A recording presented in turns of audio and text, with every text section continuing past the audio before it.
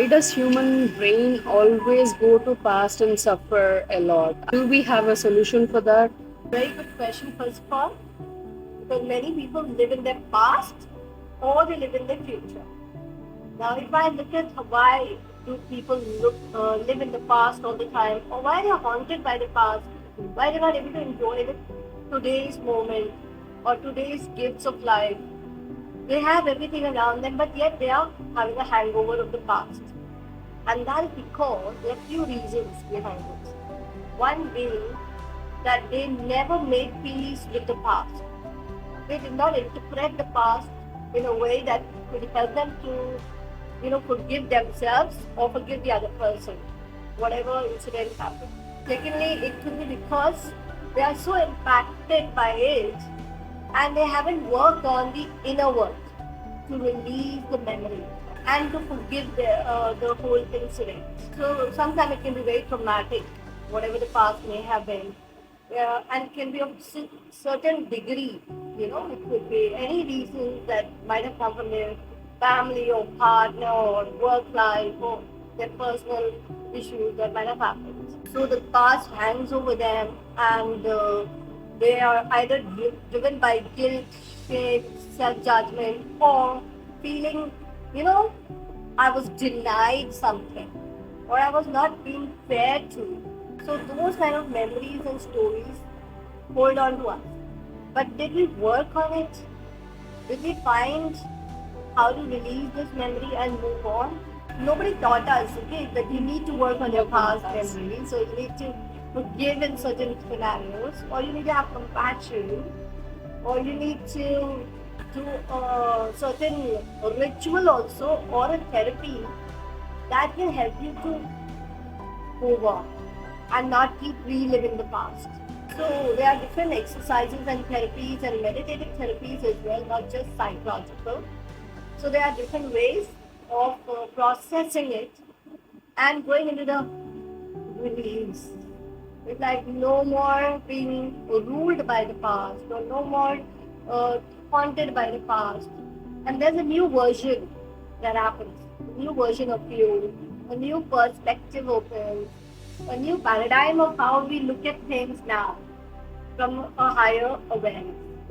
And that awareness comes through various processes that I do with my clients. So then they can, embrace the present and craft a new future, paint a new canvas. It's like you are being given a new canvas. Now what do you want to do from here on? So now the person has a clear mind, clear heart to redesign the new future or live in a better space in their heart and mind. But sometimes when you do all these things and you move on, and then finally it will trigger you again when you see him or see the thing, see the same exact situation somewhere. Why it will trigger again? So it will never trigger again if you have had the processes done through and through. Because when the same person or the same situation comes, you will have a different point of view and you will not be able to react. Now you will become either neutral or compassionate. It has happened repeatedly to my clients. They now don't have any memory because the memory in the cellular memory in your mind and body, because even body carries those memories, traps. So when we have released it, clean washed it, there's no chance for it to be triggered. You will only see that person from a very different angle now. You will actually be feeling forgiveness or compassion for the same person. And it happened to many, their ex-husband or their ex-boyfriend, so their ex-boss or their ex-something. Because now the pain is not holding on to them. Now the compassion or the understanding or the maturity that came through and accountability of what co-created that moment or that incident. So re-trigger doesn't happen if you have done the process. If you have not done the process, yes, it will repeat. Why? Because you never learned the lesson. So once you've learned the lesson, you're done. Then karma also won't hold on to you. Then life won't project the same story to you. And then you will not feel the same way at all. So the world is inside out. Sharing the story in the inner the story outside will change. Okay. So, what are the techniques that we have to follow? Uh, So you- there are different techniques that I do with my clients. Suppose they had some story with the past. So first of all, I help them to embrace the pain, accept the pain. Because some people don't even accept the pain. They kind of go into denial. But some people like me may even accept the pain of the past. Mm. So when they accept the pain, then there's something called EFT, a tapping exercise, which we do tapping on your emotion to release the pain of that story. Okay, so this is called a tapping exercise. The other thing I ask my clients is to do the journaling. Why journaling? Because journaling helps you to put all your anger, sadness, frustration, resentment, jealousy, all on that paper. And when you put it on the paper, when you write it, what happens is all the junk that you're holding on your brain or head travels from your hand into that paper. And when you've written, vent it out, it's like venting out.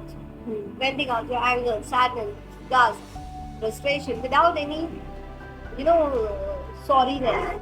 You're really releasing the pain. You're letting the pain be revealed onto the paper. It's like a personal diary.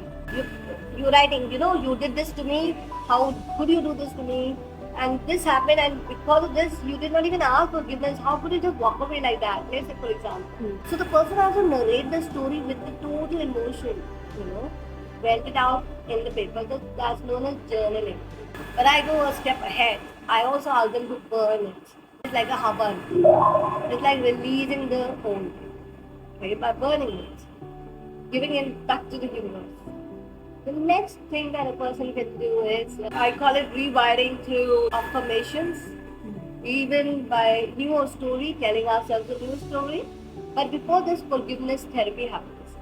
Because even if you try to put your positive frame of mind with the baggage, it will again pull you back, like a trigger will happen again. Yes. So the best way is to do the forgiveness therapy. Now there are 6 types of forgiveness therapies that I do, depending on the case study. Along with forgiveness therapy, I also do something called gestalt therapy, which is like talking to the empty chair. A chair where the person you have resentment with, anger with, trauma with, you bring that person onto the chair. Because there were so many things that we never spoke, we never told, we held it in our heart, and we kind of bottled it up. So now we need to release that. We need to energetically release that. So I invite the person, really, let's speak to that person, or that version of yourself, or that father, mother, or anyone who you have the sadness and your frustration with them. So we now voice it out all through and through. Like, you did this, you use your body language and speak. Full volume you speak, and now you have emptied yourself. So this is another technique which we release so that our past does not hold us. There are other forms of technique that also come in, again depending on where we are in our awareness. Sometimes I use chakra therapy, yoga nidra, and body scanning to release the memory from your body. Also, so that becomes a holistic approach and a psychological approach to release the memory. And then I help my client to even understand that there could be karmic reasons for what we are experiencing. If life is fair and God is fair, there could be certain lessons to be learned and certain karma to be balanced. But then again, it depends on every client's story as to why that past is recurring. And most of the time, even if we look at it, it is also karmic. So you need to learn the lesson, forgive, and release. And then the past will never hold on to you.